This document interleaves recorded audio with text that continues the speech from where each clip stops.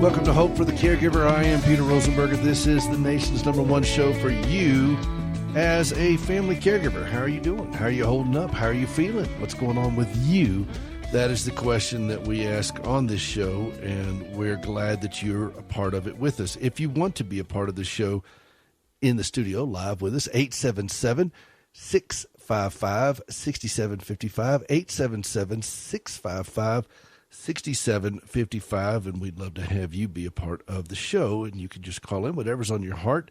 We have a topic that we're going to be dealing with. John and I are going to be kicking around today, but if you've got something that is aside from that, we will swerve into whatever you wish us to discuss as it relates to the family caregiver. And I hear caregivers are pretty nimble people. So nimble people, is that what they are? Nimble? Yeah. And, nimble. Well, speaking of nimble, here he is, the nimble-minded himself. Would you please welcome John Butler, the Count of Mighty Disco, with his weekly dad joke? Oh, yeah. Hey, you know how the man in the moon... First of all, thank you for the intro. Appreciate it. The you know how the mind of John Butler. I don't know about all that, but we'll find out. You know how the man in the moon cuts his hair? I do not know that. Eclipse it. Gosh. Thanks, folks. Good night. Remember to tip your I would waitress. make an apology for John, but that is our subject today, is Yeah. apologies. Oh, apologies. See, I like to surprise John with whatever we're doing because we don't like to prepare on this show. I mean, I will think about things, but one of the things that's great about having John as a part of the show is that I can throw whatever. He's like a major league catcher. Whatever pitch I throw at him, he's going to catch it. Oh. And whether or not he tries to storm the mound himself, who knows? He may charge the mound. Well, this is a complete aside, but as you know, I have two. I say they're young children, but they're getting older by the day. I have an 8-year-old and a 12-year-old, and I was out at a cabin this weekend, and my two children watched for the very first time The Sandlot. You're going to be embarrassed, ashamed, and in dismay. I've never seen the whole movie. That is you are one of today's lucky 10,000, sir. Yes, as good as Field of Dreams is, The Sandlot, which it is. It is. I know it's one of your favorites, and that like the amount of wholesomeness and really good stuff. I mean, it's a comedy, but we do love baseball, and that is one of my. It was a formative movie for me growing up, and the two kids got to see it today or earlier this weekend, and it's just fantastic. I cannot recommend it enough. Well, so, anyway, glad to hear it. Baseball and kids. I was thinking about this a lot, John, and we live in this society filled with acrimony. Ooh, and if you're in any $5 column on the big words, yeah, nice. Yes, we like to use a big word every now and then. Yeah. But if you are in any kind of relationship, apologies are going to be a part of that journey. I mean, it just has to be. And if you're in a caregiving relationship,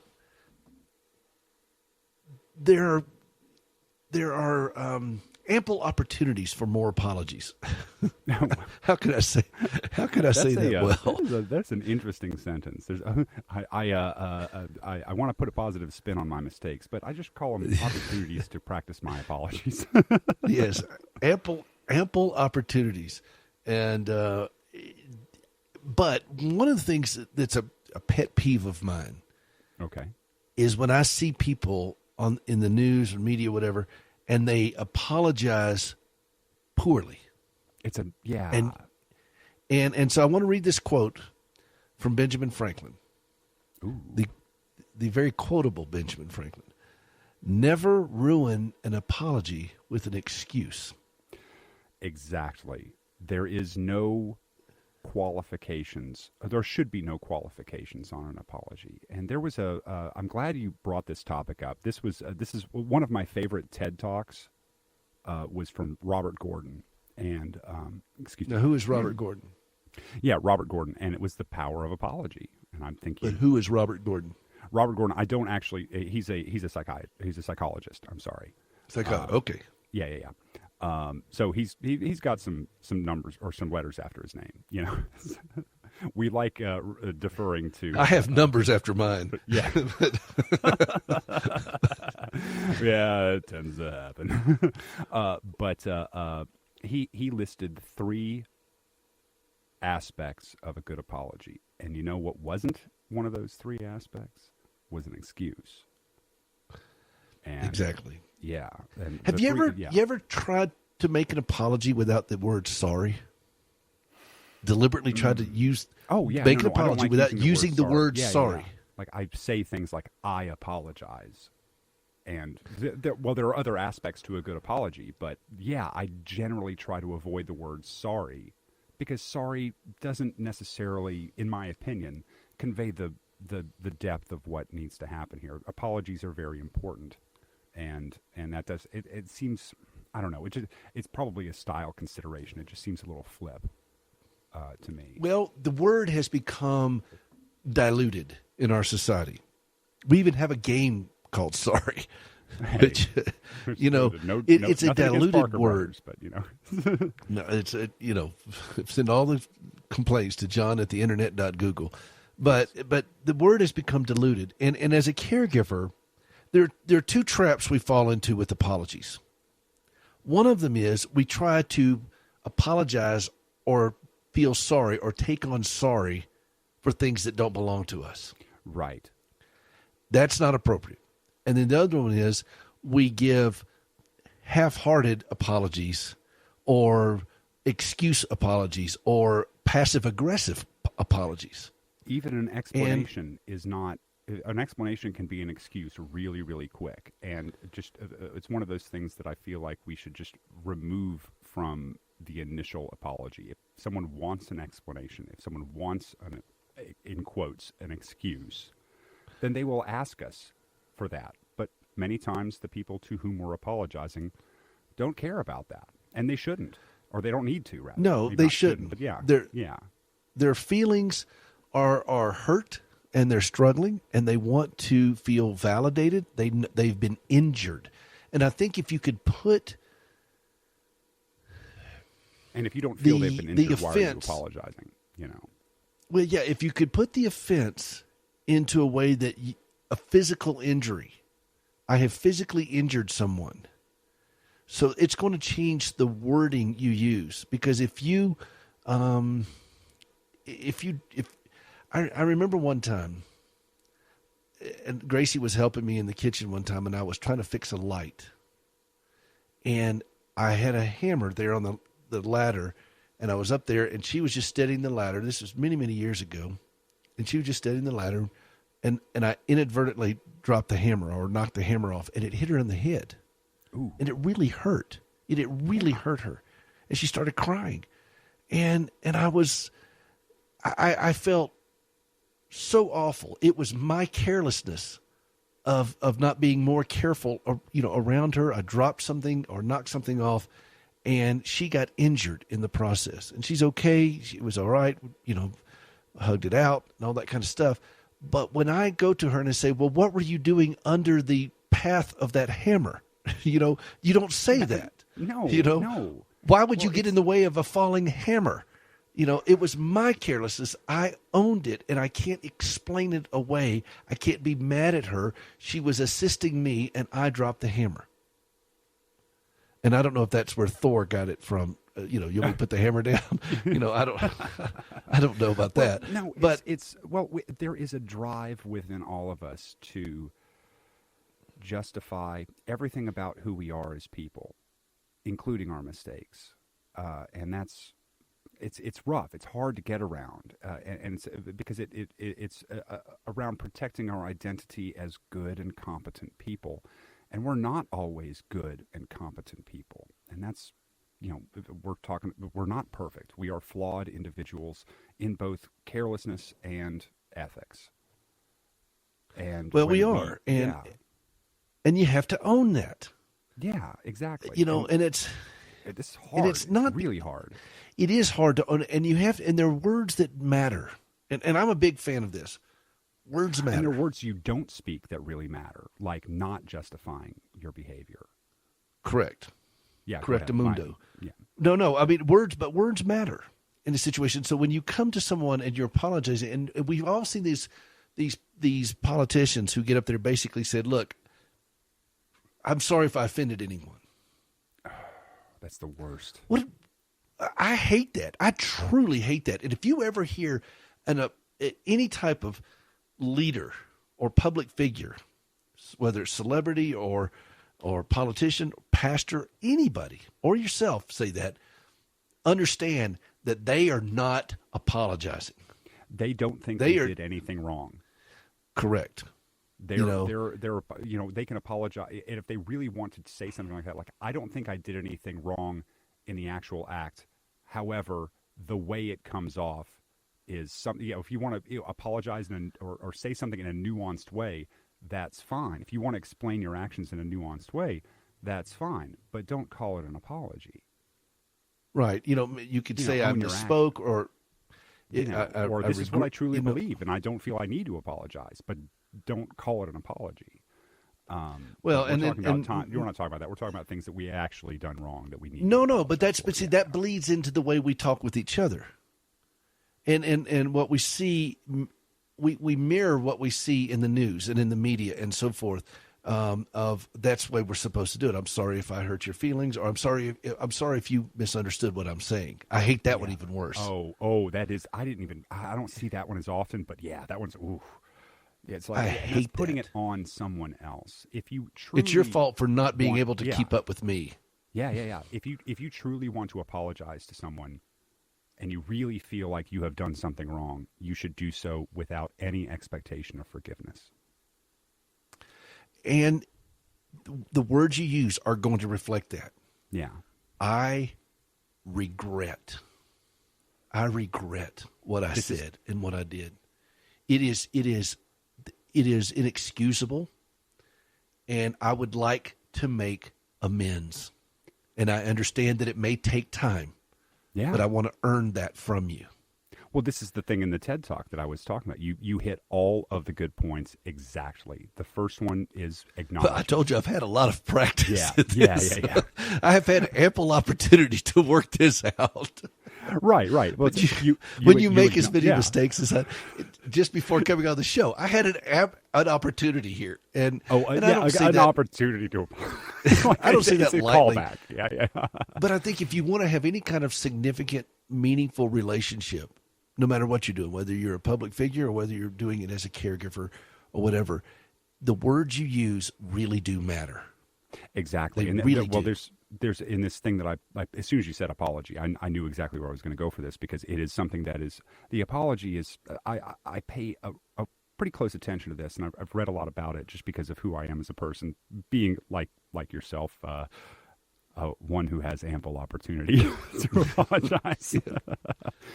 But that an apology can play a huge role in relationship maintenance, and just if you really like, it is important.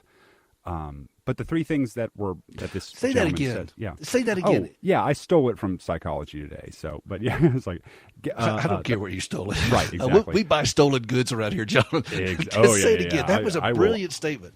Well, thank you. Again, can't take credit, but yeah, an apology plays a huge role in relationship maintenance. It is just this, we have to maintain our relationships, and that is sometimes really boring, really long work, and the apology plays a big role in that. Yeah, but it requires a level of vulnerability in you if you're going to offer a sincere mea culpa. And that's what we're going to talk about a little bit today. As caregivers, we find ourselves in this situation, not just with our loved ones, but with all the other relationships surrounding that loved one as well. We're going to make mistakes. We'll talk about how to deal with them. If you want to be a part of the show, 877-655-6755, 877-655-6755. This is Peter Rosenberger. We'll be right back. Have you ever struggled to trust God when lousy things happen to you? I'm Gracie Rosenberger, and in 1983, I experienced a horrific car accident leading to 80 surgeries and both legs amputated. I questioned why God allowed something so brutal to happen to me. But over time, my questions changed, and I discovered courage to trust God. That understanding, along with an appreciation for quality prosthetic limbs, led me to establish Standing with Hope. For more than a dozen years, we've been working with the government of Ghana and West Africa, equipping and training local workers to build and maintain quality prosthetic limbs for their own people. On a regular basis, we purchase and ship equipment and supplies. And with the help of inmates in a Tennessee prison, we also recycle parts from donated limbs. All of this is to point others to Christ, the source of my hope and strength. Please visit standingwithhope.com to learn more and participate in lifting others up. That's standingwithhope.com. I'm Gracie, and I am Standing with Hope. What do I do when lightning strikes me? What have I gotta do? What have I gotta do?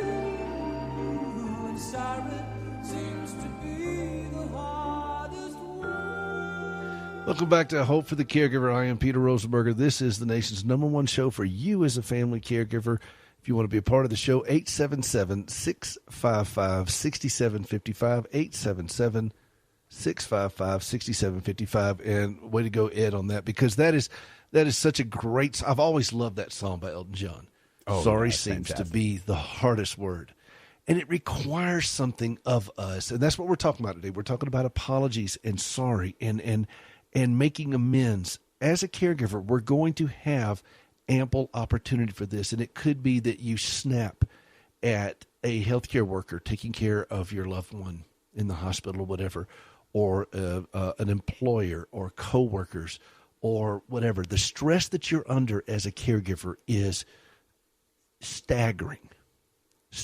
And you're trying to juggle so many things, and your patience becomes thin, and it exposes a level of demandingness or a cavalier behavior, or there's all kinds of things that can come to the surface. We're flawed human beings. We're going to screw it up. It's going to happen.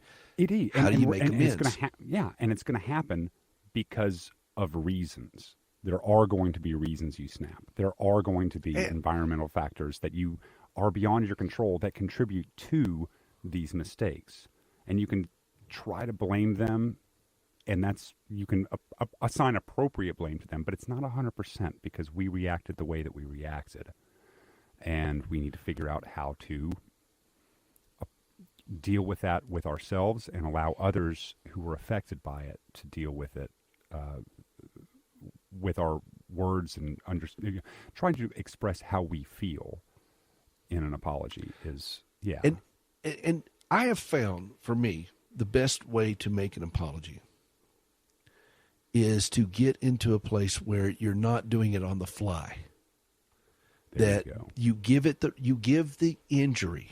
If you are truly sorry for something you said or did, then you give that offense the respect that it deserves of what the damage that offense has caused, and give it the respect it deserves. You're going to hurt people in your journey as a caregiver, or in any journey, in a relationship. If you're in a relationship with any other human being, you're going to hurt each other. It's going to happen. For all you parents out there, your kid has gotten on your nerves to the point that you have done something that you wouldn't have done normally. And it's not a good thing, and it affected the kid in a negative way. And that wasn't necessary. And to acknowledge that, we've all been there, And we're going to continue being there. Yes. And I have found that human beings have an incredible capacity to forgive, but it is predicated on a conviction that individual has genuinely seen the error of their ways and is genuinely trying to make some type of correction and amends for this.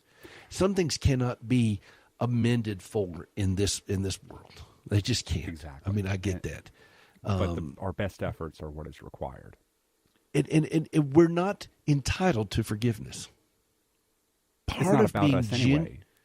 Yeah, part of we're not. I remember one guy was saying, he had it was a pretty bad situation in their marriage, and he dealt with some issues that were in his life, and it was pretty unpleasant. And they were trying to patch it up. And he said, it took about 3 months, but I started feeling better. Well, it was never about you feeling better. Yeah. It was never about you feeling better. And I think that part of our journey as human beings is that we're not going to feel better about some of these things when Indeed. we see how we have wounded someone else that we care about, someone else that has value. Even if we don't care about it, we still wounded them. We don't necessarily know them. Maybe it was it's like these politicians on the you come on the news and they'll apologize to the masses, but they've never even met the masses. So they don't know. I mean, they're not engaged in that kind of relationship. They just got caught in something and they go out and say, I'm sorry if anybody's feelings were hurt. I'm talking about looking in the eyes of someone that you care about and saying, I was wrong. I really botched this. I got this wrong. I was careless. I was thoughtless. I was rude. I was inconsiderate. I regret this deeply. Those are the kind of words that mean something with an apology. Something an aside I think I need to make here is that there are times when someone is not going to want to hear our apology. They're not going to want Indeed. anything else to do with us for the rest of their lives. Indeed. And we need to respect that if that's the consequences of our actions. It does not it's rough. absolve us from doing what is right. Exactly. We talk about consequences of actions all the time, and we're all about consequences for other people. Yeah. Right. Well, what's the old prayer? We want justice for everyone else and mercy for ourselves. There you go. Yeah. And it's about us becoming healthier individuals. This show is all about healthy caregivers. Healthy caregivers make better caregivers. Part of being a healthy individual is owning your own crap. Just owning it. So I'm sorry. I don't know how to say it any better. You got to own your own stuff and realize that no, you are not a victim, and no, you are not a martyr. You have free agency to screw it up. Exactly. And we do. Yeah. And this is. And if that's it, and part of being a healthy individual is recognizing that we did and making amends to the best of our abilities. Well, this is. Now, go ahead. Go ahead. No, well, you I go was ahead. You're John. The three parts that I was talking about that you keep on hitting, but I just need to put them in words. The first one is acknowledgement. You see how your actions negatively impacted another individual. And the second part is remorse and empathy. You see that the first one, you acknowledge that it did affect them. The second one is that you acknowledge, or you have remorse for the negative ways in which it did affect them, and you see how their emotions are affected negatively. And the third one is restitution, which is making amends and trying to do that. And nowhere do I see in those three very easy things explaining oneself or trying to lessen one's own pain. The idea is to lessen the pain of another. And yes, and that is the growth of being a healthy human being. And we're going to get into this in the next segment, because some of these things, you can't go to the person. They've either become so mentally disabled Or absent, because of disease or affliction, or they've passed away. What do we do about that? How do we make peace with those sorts of things and live up to our responsibilities? These are hard things to do as caregivers, but I felt like it was an important thing to do for us in our journey. This is Peter Rosenberger. This is Hope for the Caregiver. We'd love to have you be a part of the show with us. 877, that number is 877-655-6755. And you follow along on social media. Hi to everybody on social media. And we'll be right back. Hey, this is John Butler, producer of Hope for the Caregiver, and I have learned something that you probably all know, that Gracie, his wife, lost her legs many, many years ago and started a prosthetic limb outreach ministry called Standing with Hope. And recently, they ended up with a rather unique and unexpected partner. Peter had a conversation with Gracie, and take a listen. Gracie, when you envisioned doing a prosthetic limb outreach, did you ever think that inmates would help you do that? Not in a million years. When you go to the facility run by Core Civic over in Nashville, and you see the faces of these inmates that are working on prosthetic limbs that you have helped collect from all over the country that you put out the plea for, and they're disassembling. You see all these legs, like what you have, your own prosthetic And legs. arms, too. And arms. Everything. When you see all this, what does that do to you? Makes me cry because I see the smiles on their faces, and I know what it is to be locked someplace where you can't get out without somebody else allowing you to get out. Of course, being in the hospital so much and so long. And so these men are so glad that they get to be doing, as one man said, something good finally with my hands. Did you know before you became an amputee that parts of prosthetic limbs could be recycled? No, I had no idea. I thought of peg leg. I thought of wooden legs. I never thought of titanium and carbon legs and flex feet and sea legs and all that. I never thought about that. As you watch these inmates participate in something like this, knowing that they're helping other people now walk, they're providing the means for these supplies to get over there, what does that do to you just on a heart level? I wish I could explain to the world what I see in there. And I wish that I could be able to go and say, this guy right here, he needs to go to Africa with us. I never not feel that way. Every time, you always make me have to leave. I don't want to leave them. I feel like I'm at home with them, and I feel like that we have a common bond that I would have never expected, that only God could put together. Now that you've had an experience with it, what do you think of the faith-based programs that Core Civic offers? I think they're just absolutely awesome. And I think every prison out there should have faith-based programs like this, because the return rate of the men that are involved in this particular faith-based program and the other ones like it, but I know about this one, is just an amazingly low rate compared to those who don't have them. And I think that says so much. That doesn't have anything to do with me. It just has something to do with God using somebody broken to help other broken people. If people want to donate a used prosthetic limbs, whether from a loved one who passed away or, somebody who outgrew them, you've donated some of your own for them to do. How do they do that? Where do they find it? Please go to standingwithhope.com/recycle. standingwithhope.com/recycle. Thanks, Gracie.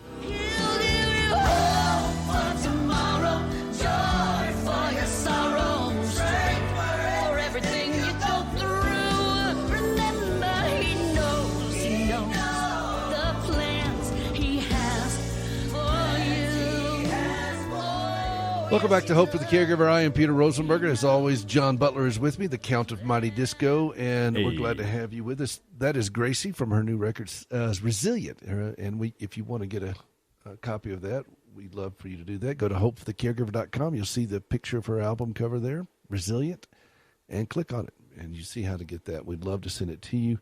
And, man, she can sing. 877, if you want to be a part of the show, 877-655-6755, 877-655-6755. We're talking about apologies. We're talking about learning to, I love what you said about relationship maintenance. Yeah. And that's part of it. And how many of you all just, as you're listening to the podcast, the show, you're watching on social media, whatever, how many of you all have said something to someone else, not the person necessarily that you're caring for, though that happens as well too, but just in passing? I mean, somebody that was an attendant at a grocery store, or a waitress, or somebody who was serving you dinner, a nurse or a CNA at the hospital, and you just barked. Your Uber driver. Or you were rude. your Uber driver, any of those individuals, and who were at the mercy of your frayed nerves. And how many of you all have said something to them that you just cringe when you go back and think about?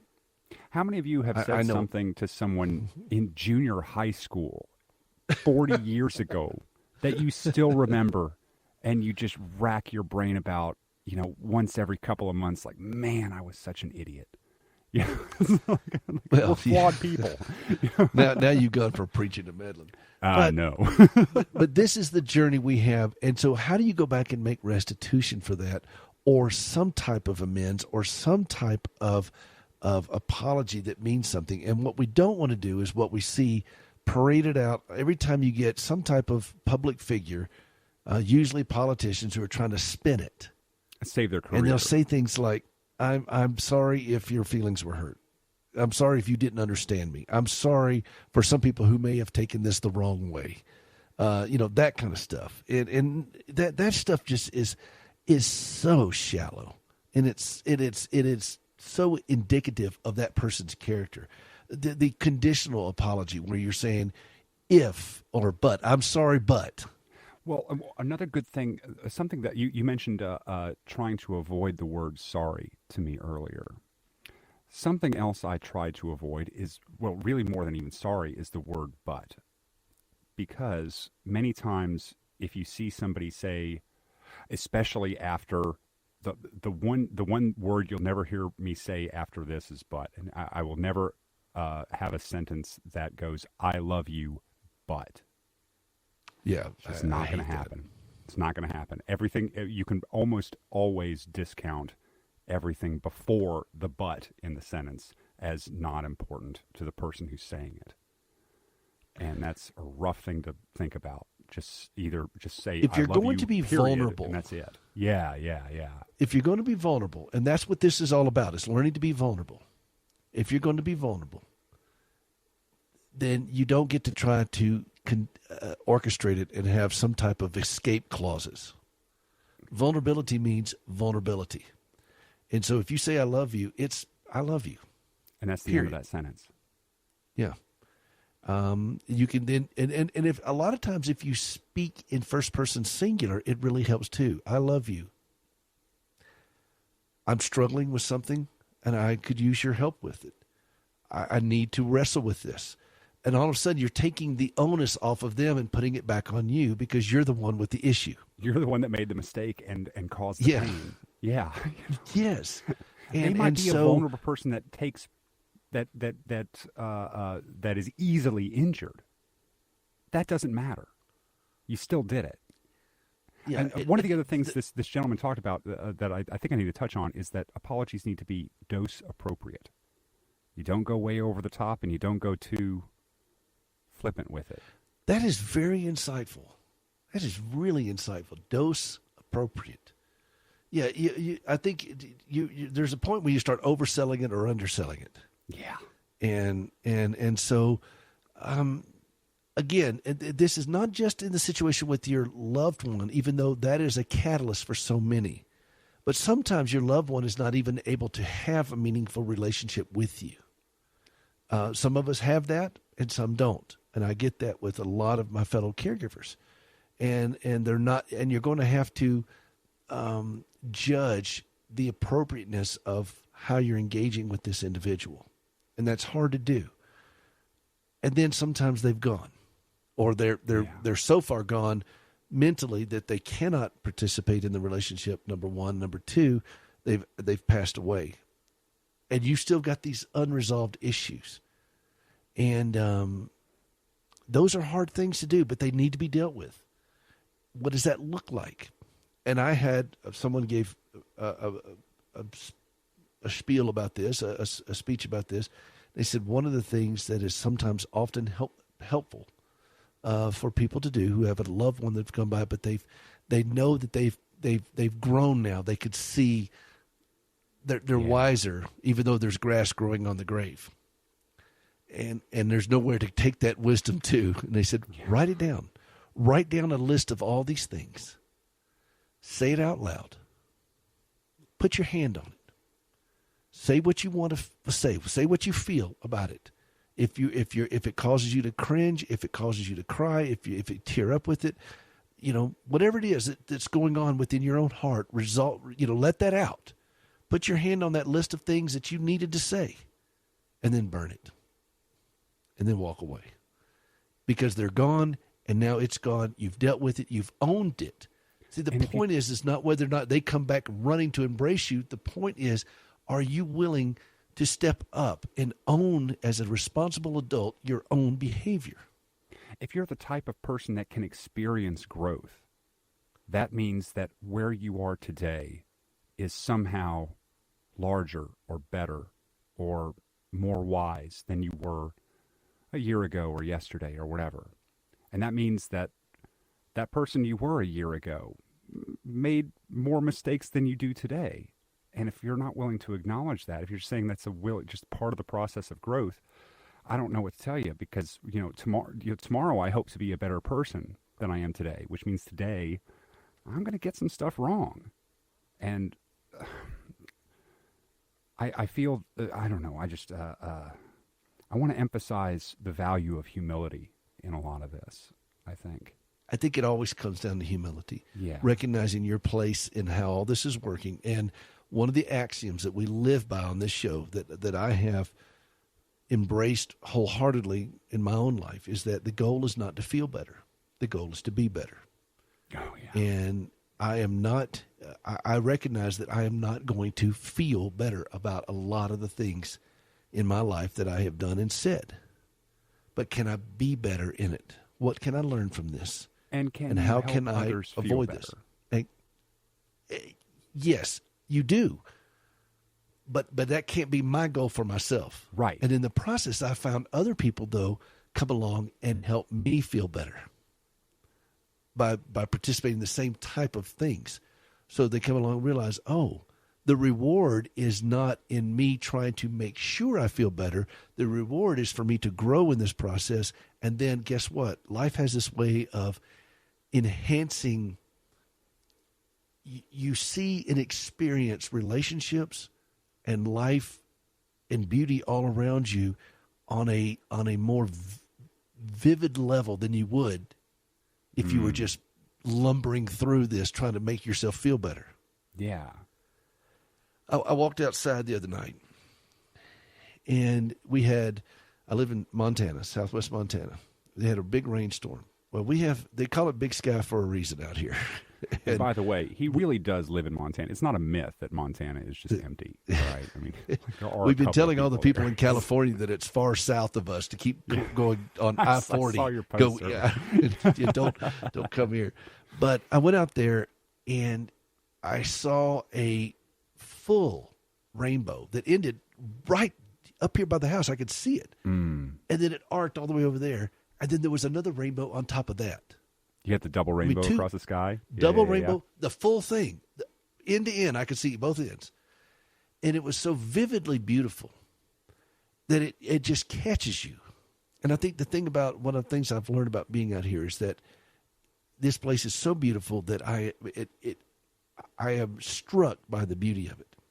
And I think that we start to appreciate that level of beauty more and more as we grow as human beings and learn to be vulnerable, learn to slow down, learn to own our own things and not be in such a frantic race to feel better. And if we can do that, if we can divert all that kind of energy of trying to make ourselves feel better, then we will experience better. I don't know if I'm saying that right. No, well, I'm going to take hang with me on this one. It's going to be a hard left turn, all right? I'm going to hang with you, John. Yeah, you remember the movie Dune? Everybody buckle up. Right. John's got the wheel. Dune? Buckle up, everyone. Yeah. Oh, well, David Lynch has got the wheel on this one. You remember the movie Dune? Did you ever see this? I do. All right. You remember when? You remember the Bene Gesserit witch has been, or I'm sorry, Paul put his hand in the box, and what's in the box? It's been a while. Right. But it's this weird thing. You put your hand in the box, and it's there. What's in the box? Pain is in the box. Okay. And it's this mind, kind of quasi hypnosis thing that she makes him believe that his hand is on fire and rotting away. And the longer he keeps it in there, what it turns out is the more human he is. And it's but it is human to, it's a reaction to run away from pain. And the pain of what we have done to someone will affect us, but we need to stare that in the face so we can become better about that, and so we can just not blindly run away from the pain. I get it. I truly get it. That is well said, because we've been talking about pain now for a couple of weeks. Yeah, and it is our first instinct is to flee pain at all cost. Emotional pain, anything that makes us feel bad, we don't want to experience. But that's not reality. And if we get embarrassed by something we did, the first instinct we want to do is spin it and somehow say we're not at fault. It wasn't us. It wasn't me. Because, it wasn't me. Being at fault is painful. Being at fault run is from painful. That. And yet, I can tell you in 34 years as a caregiver, and the person who holds the title for clearly the most, I'm the crash test dummy of caregivers. I have forgotten more mistakes than most people are going to make. I hold the title. You can't run from this. If you're going to grow as a human being at all, if you're going to have any type of sense of, what's the word I'm looking for, John? I was going to say wisdom, or just wisdom. A complete worldview. Maybe. Yeah, I think so. And wisdom, I think, is the key. Wisdom doesn't come cheaply. No. Wisdom does not come cheaply. And you can have people that are very, very intelligent. And I see them on the news and so forth, but they're not wise. They're intelligent, but they're not wise. Intelligence is knowing that a tomato is a fruit. And wisdom is knowing that you don't put it in fruit salad. All right, did y'all catch that one? Words to live by. All right, and charisma is being able to sell a tomato-based fruit salad. And for us as caregivers, one of the highest pursuits that we can do is wisdom, because we're dealing with something that is coming at us so fast, so hard, so painful, so relentless. And if we don't have wisdom and discernment on how to best deal with that, it's going to destroy us. And part of that wisdom is learning how to own your own failures. And those failures that give you wisdom. Yeah, and I if we don't do that, we're never going to learn. And we're going to keep repeating the same. And I'm going to swerve into something, but I'm going to make a point with it, with a political event that happened. Sure, but like you were saying, if we're not sitting in the pain of this and acknowledging the pain of what we did, we're going to make it. Oh well, that wasn't painful. I guess I'm going to do it again next time because I didn't. Nobody ever wipes their brow and says, "I sure learned that the easy way." Nobody ever says that. And but I remember it was 15 years ago this summer when Hurricane Katrina hit, and it was bad.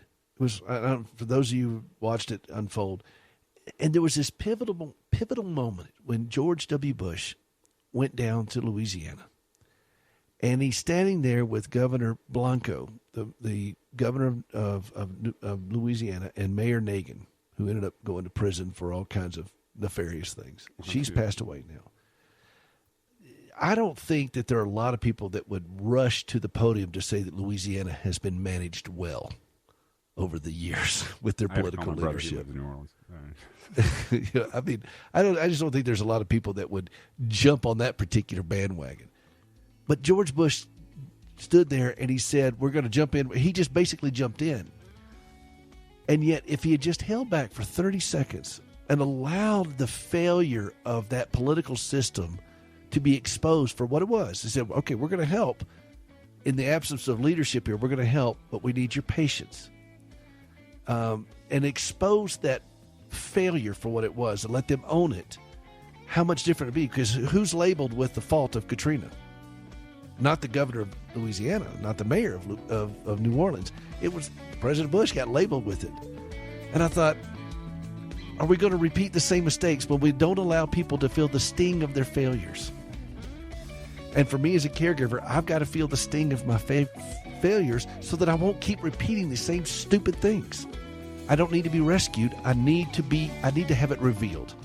This is Peter Rosenberger. We'll be right back. Struggle to trust God when lousy things happen to you? I'm Gracie Rosenberger, and in 1983, I experienced a horrific car accident leading to 80 surgeries and both legs amputated. I questioned why God allowed something so brutal to happen to me. But over time, my questions changed, and I discovered courage to trust God. That understanding, along with an appreciation for quality prosthetic limbs, led me to establish Standing with Hope. For more than a dozen years, we've been working with the government of Ghana and West Africa, equipping and training local workers to build and maintain quality prosthetic limbs for their